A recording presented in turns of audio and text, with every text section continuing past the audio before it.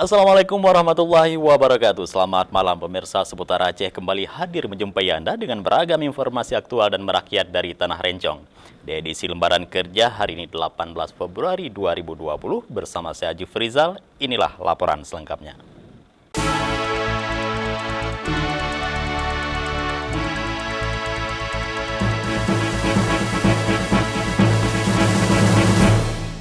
Ya baiklah pemirsa, kita awali dengan laporan perdana. Saudara, pelaksana tugas Gubernur Aceh Nova Iriansah menilai Aceh layak menyelenggarakan Rapat Kerja Nasional Ikatan Dokter Indonesia tahun 2020.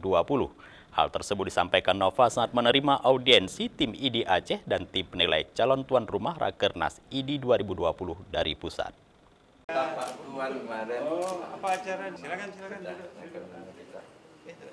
Sebagai daerah yang aman dan minim aksi kriminalitas, pelaksana tugas Gubernur Aceh Nova Iriansah menyebut Provinsi Aceh sangat layak menyelenggarakan Rapat Kerja Nasional Rakernas Ikatan Dokter Indonesia ID tahun 2020.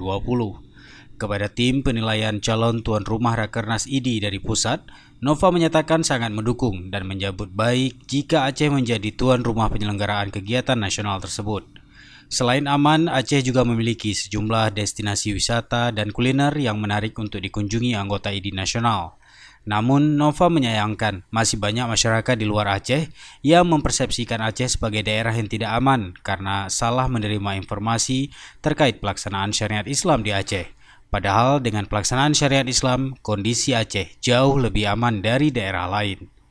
Nova meminta tim penilai dari ID Pusat untuk melihat dan menikmati sendiri secara langsung kondisi di Aceh guna menangkal isu-isu negatif yang selama ini salah dipersepsikan terhadap Aceh.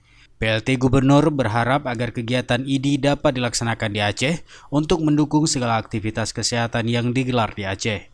Sebelumnya Ketua ID Aceh Dr. Safrizal Rahman menyampaikan pihaknya mengusulkan Aceh sebagai tuan rumah penyelenggaraan Rakernas ID tahun 2020. Selain Aceh, Provinsi Sulawesi Tenggara juga ikut mengajukan diri menjadi tuan rumah.